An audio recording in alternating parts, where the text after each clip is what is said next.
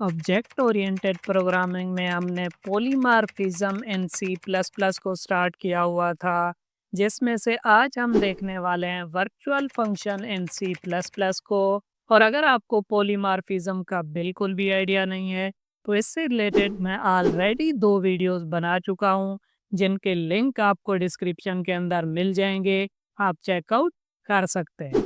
और आज हम देखने वाले हैं कि वर्चुअल फंक्शन क्या होता है, और वर्चुअल फंक्शन को समझने के लिए हम एक एग्जाम्पल प्रोग्राम भी देखने वाले हैं। और अगर आपने मेरी C plus plus programming series से रिलेटेड प्रीवियस वीडियोस को नहीं देखा, तो प्लेलिस्ट का लिंक आपको डिस्क्रिप्शन के अंदर मिल जाएगा। आप चेकआउट कर सकते हैं। अस्सलाम वालेकुम फ्रेंड्स, वेलकम टू टेक्निकल अंबार। सो वर्चुअल फंक्शन को देखने से पहले हम एक कंसेप्ट रिवाइज करते हैं पॉइंटर्स का, क्योंकि हम इसमें पॉइंटर्स का यूज़ करने वाले हैं। सो पॉइंटर्स में हमने एक चीज़ देखी थी कि पॉइंटर जिस टाइप का होता है, पॉइंटर उसी टाइप के वेरिएबल का ही एड्रेस कंटेन करता है। अगर पॉइंटर इंट टाइप का है तो वो क्या करेगा, इंट टाइप के वेरिएबल का ही एड्रेस कंटेन करेगा। अगर पॉइंटर फ्लोट टाइप का है तो वो फ्लोट टाइप के वेरिएबल का ही एड्रेस कंटेन करेगा। इसी तरह हमने देखा था कि अगर पॉइंटर जो है वो किसी क्लास से रिलेटेड है, फॉर एग्जांपल हमने एक क्लास बनाई पर्सन, और क्योंकि क्लास बना के हम क्या करते हैं, एक नया डेटा टाइप बनाते हैं। तो हमने जो पर्सन क्लास बनाई, तो हमने समझ लो कि एक डेटा टाइप बनाया पर्सन।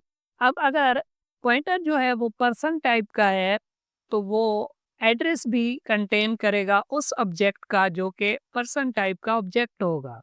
तो ये चीज़ हम देखते आए हैं। अब यहाँ पे एक एक्सेप्शन आप समझ लें कि पॉइंटर जो है वो दूसरे ऑब्जेक्ट्स का एड्रेस भी कंटेन कर सकता है। ये एक्सेप्शन है, मैं समझाता हूँ आपको। फॉर एग्जांपल हमारे पास एक बेस क्लास है पर्सन नाम की, और एक चाइल्ड क्लास है स्टूडेंट नाम की। अब अगर मैं बेस क्लास का पॉइंटर बनाता हूँ, मतलब मैं पर्सन क्लास का पॉइंटर बनाता हूँ, तो उसे चाहिए कि वो पर्सन क्लास के ऑब्जेक्ट का ही एड्रेस कंटेन करे।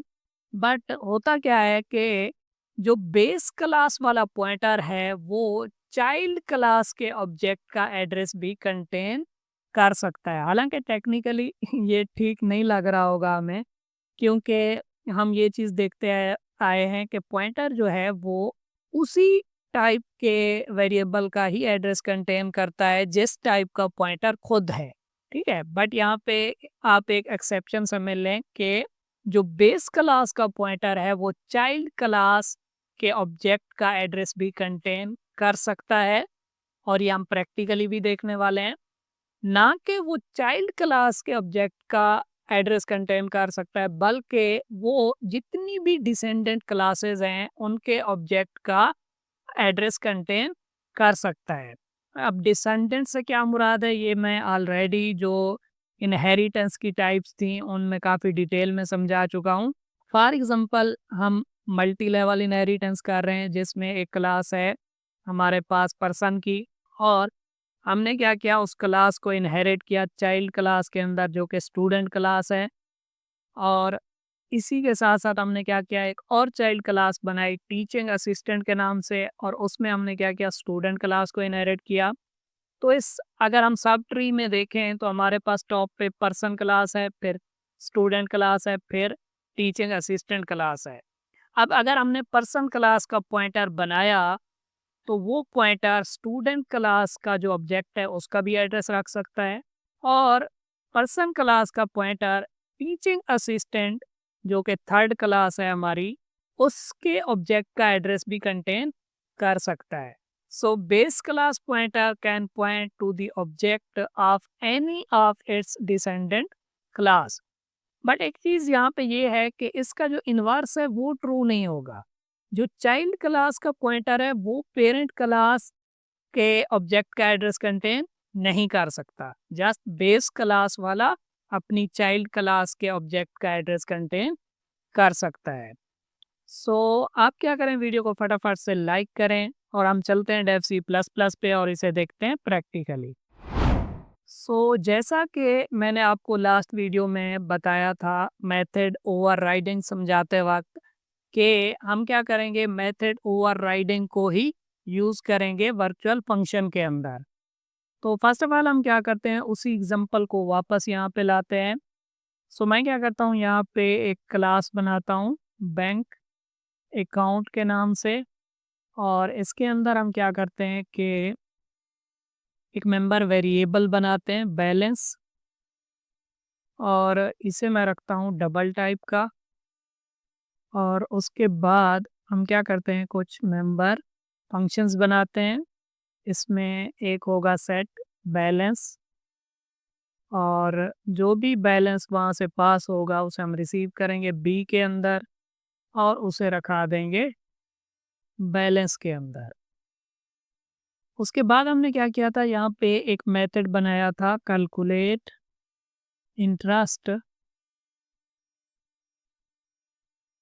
और इसके अंदर मैंने क्या किया था कि यहाँ पे जो बैलेंस था उस पे हम मान के चलते हैं कि इंटरेस्ट लगता है 2% का, तो वो होगा 0.02, और इसे मैं एक वेरिएबल के अंदर रखाता हूँ इंटरेस्ट वाले वेरिएबल के अंदर।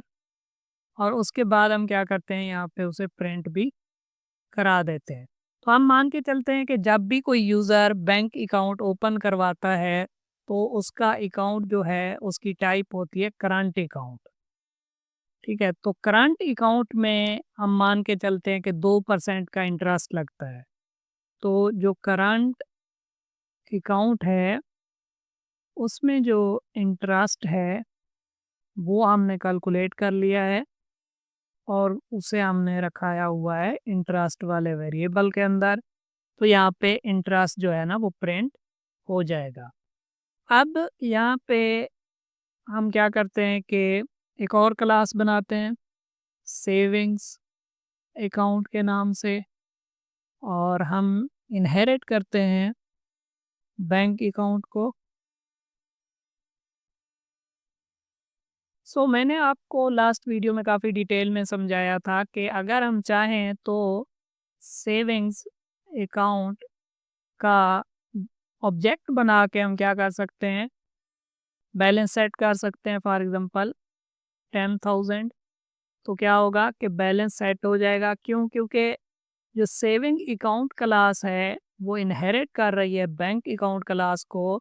तो हम क्या कर सकते हैं, इन प्रॉपर्टीज़ और मेथड्स को यूज़ कर सकते हैं, क्योंकि ये इनहेरिट होके सेविंग अकाउंट क्लास के अंदर भी आ चुके हैं। और अगर मैं चाहूँ तो एस ए ऑब्जेक्ट की मदद से कैलकुलेट कर सकता हूँ इंटरेस्ट। तो यहाँ पे क्या होगा, जो 10,000 अमाउंट थी उस पे 2% का इंटरेस्ट लगेगा।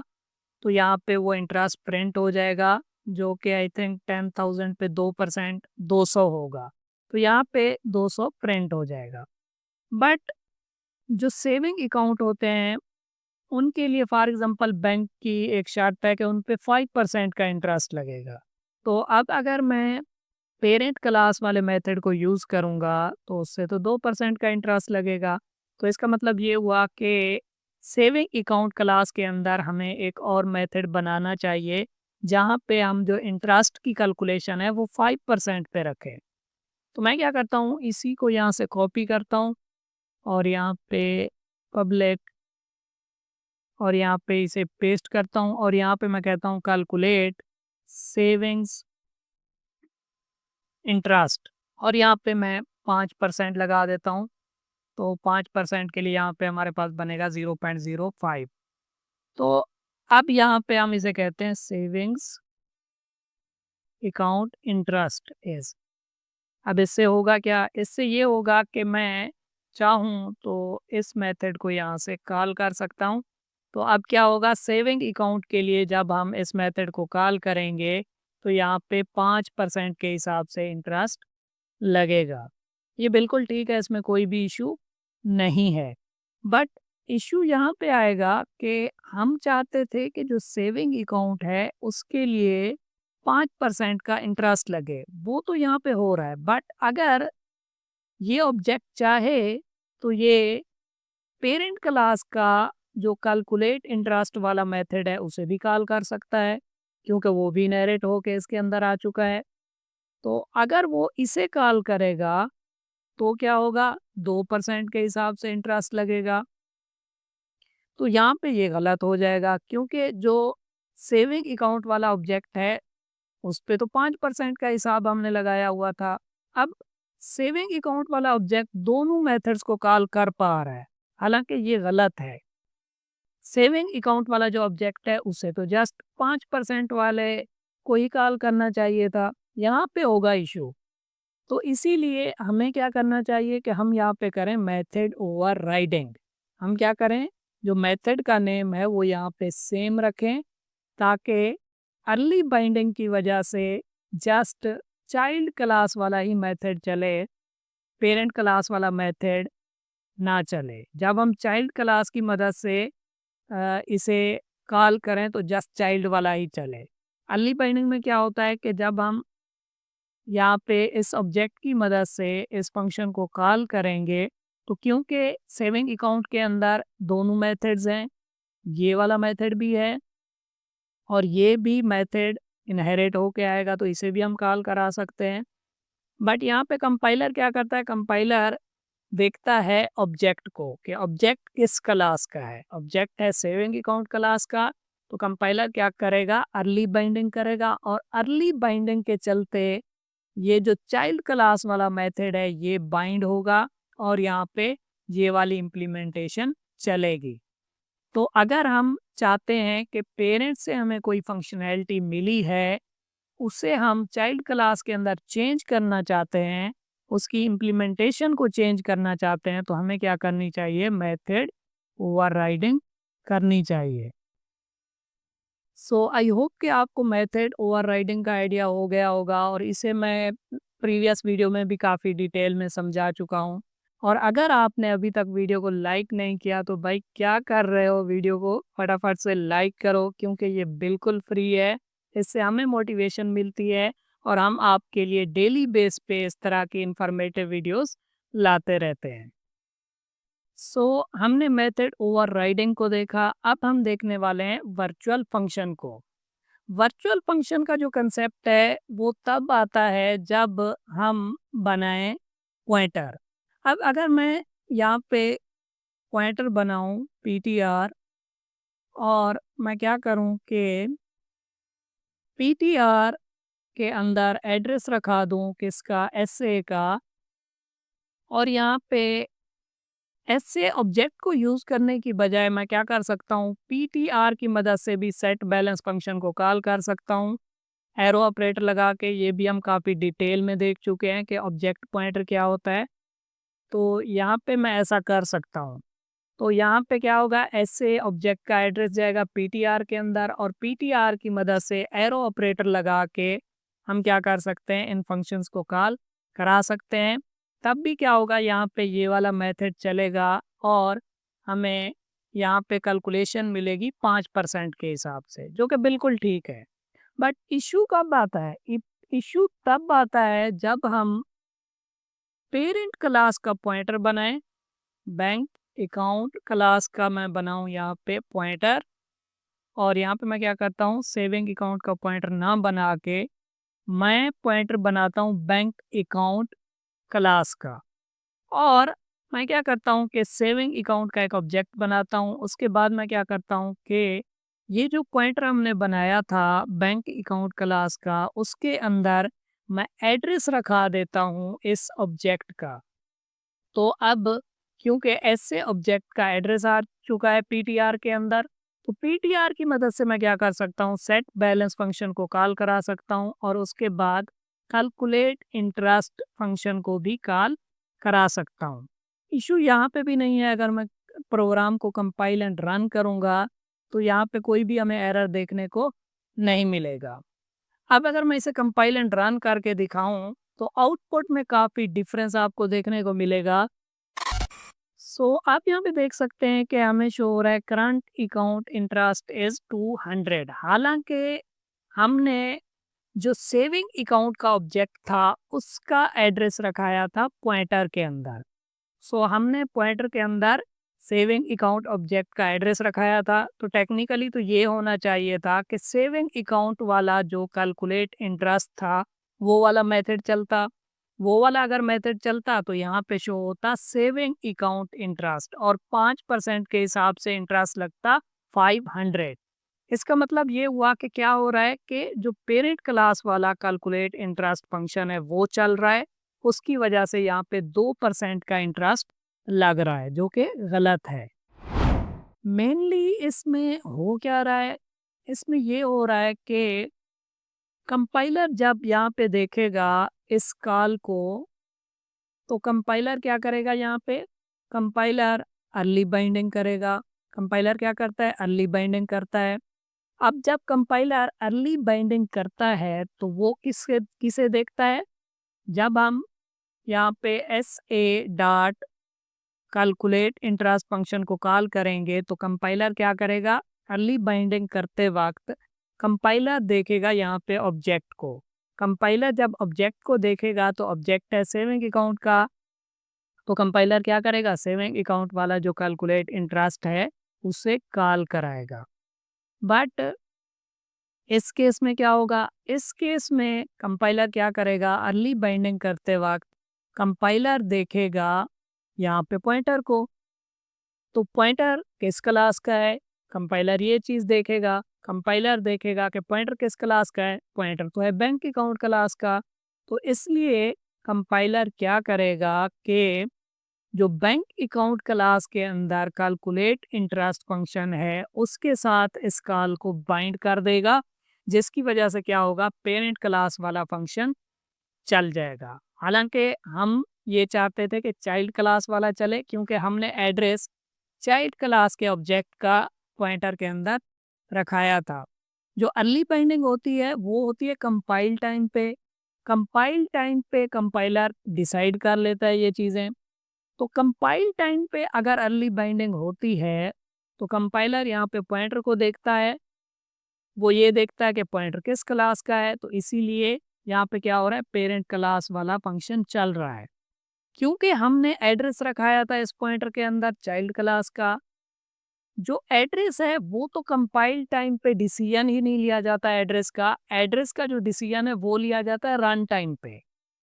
तो रन टाइम पे अगर डिसीजन लिया जाता तो यहाँ पे एड्रेस को देखा जाता कि इस पॉइंटर के अंदर किसका एड्रेस है, क्योंकि डिसीजन लिया जा रहा है कंपाइल टाइम पे और कंपाइल टाइम पे एड्रेस वगैरह असाइन नहीं हुए होते, इसलिए कंपाइलर पॉइंटर को देख रहा है कि पॉइंटर किस टाइप का है।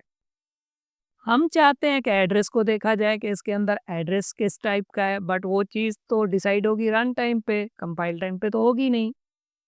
तो कंपाइल टाइम पे क्योंकि ये सारी चीज़ें देखी जा रही हैं और अर्ली बाइंडिंग हो रही है तो इसलिए ये इशू हो रहा है। अगर ऐसा हो कि ये डिसीजन कंपाइल टाइम की बजाय रन टाइम पे लिया जाए तो ये मसला सॉल्व हो सकता है, क्योंकि रन टाइम पे अगर ये डिसीजन लिया जाएगा, अगर लेट बाइंडिंग होगी, लेट बाइंडिंग होती है रन टाइम पे, अगर लेट बाइंडिंग हो तो ये मसला हल हो सकता है, क्योंकि लेट बाइंडिंग होगी तो कंपाइलर किसे देखेगा, एड्रेस को देखेगा कि भाई पॉइंटर के अंदर किस चीज़ का एड्रेस रखाया गया था। तो हम चाहते हैं कि जो बाइंडिंग हो वो अर्ली बाइंडिंग ना हो, मतलब कंपाइल टाइम पे डिसीजन ना लिया जाए, रन टाइम पे डिसीजन लिया जाए, और रन टाइम पे जो होती है वो लेट बाइंडिंग होती है।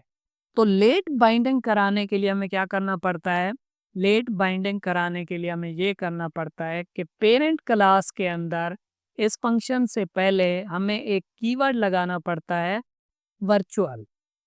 अब अगर हम यहाँ पे ये कीवर्ड लगाएंगे वर्चुअल का, तो कंपाइलर समझ जाएगा कि इस फंक्शन को जब भी कॉल किया जाए तो डिसीजन जो है वो रन टाइम पे लिया जाए, मतलब इसकी लेट बाइंडिंग हो और रन टाइम पे डिसीजन लिया जाए।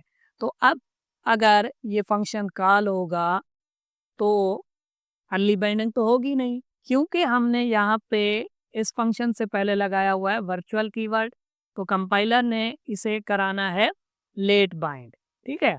तो रन टाइम पे डिसीजन होना है, रन टाइम पे अगर डिसीजन होना है तो रन टाइम पे क्योंकि एड्रेस यहाँ पे सॉल्व हो चुका होगा तो रन टाइम पे अब कंपाइलर का सीन होगा नहीं, क्योंकि ये एड्रेस के हिसाब से पॉइंटर को देखा जाएगा। अब पॉइंटर को अगर एड्रेस के हिसाब से देखा जाए तो एड्रेस चाइल्ड क्लास का है इसके अंदर, तो इसीलिए चाइल्ड क्लास वाला यहाँ पे मेथड चलेगा।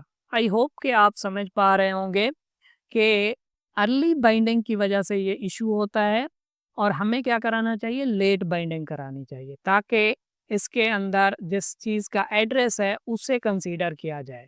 तो लेट बाइंडिंग कराने के लिए हमें क्या करना पड़ेगा, यहाँ पे वर्चुअल कीवर्ड लिखना पड़ेगा ताकि कंपाइलर इसकी लेट बाइंडिंग कराए।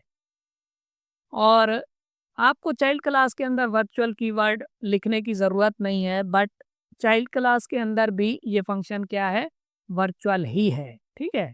अब अगर मैं इस क्लास की मज़ीद एक चाइल्ड क्लास बना दूं, ठीक है, और उसके अंदर हम इस मेथड को कॉल करेंगे, तो कंपाइलर फिर भी क्या करेगा, यहाँ पे लेट बाइंडिंग ही कराएगा, क्योंकि जो मोस्ट पेरेंट क्लास है उसके अंदर हमने वर्चुअल का कीवर्ड लिख दिया है।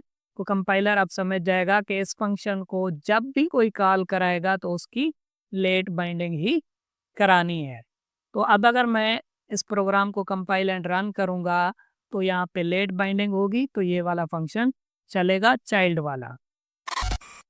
अब आप यहाँ पे देख सकते हैं कि चाइल्ड क्लास वाला फंक्शन चला और हमें यहाँ पे शो हो रहा है saving account interest is 500। Object oriented programming से रिलेटेड और भी बहुत सी वीडियोस आने वाली हैं। आप क्या करें, मेरी C++ ट्यूटोरियल फॉर बिगनर्स वाली प्लेलिस्ट को यहाँ से एक्सेस करें। इस प्लेलिस्ट के अंदर आपको तमाम वीडियो सीक्वेंस में देखने को मिलेंगी। और अगर आप जस्ट ऑब्जेक्ट ओरिएंटेड प्रोग्रामिंग से रिलेटेड वीडियोस को देखना चाहते हैं तो आप मेरी ऑब्जेक्ट ओरिएंटेड प्रोग्रामिंग वाली प्लेलिस्ट को भी यहाँ से एक्सेस कर सकते हैं। और अगर आप C++ से रिलेटेड एग्जाम्पल प्रोग्राम्स को देखना चाहते हैं तो आप मेरी C++ एग्जाम्पल प्रोग्राम वाली प्लेलिस्ट को भी यहाँ से एक्सेस कर सकते हैं। इस प्लेलिस्ट के अंदर मैंने तमाम टॉपिक से रिलेटेड एग्जाम्पल प्रोग्राम्स को कवर किया हुआ है। इन तीनों प्लेलिस्ट का लिंक आपको डिस्क्रिप्शन के अंदर मिल जाएंगे, आप चेकआउट कर सकते हैं। कैसी लगी आपको वीडियो? अगर वीडियो अच्छी लगी हो तो वीडियो को लाइक करें और चैनल को सब्सक्राइब करें। Thank you.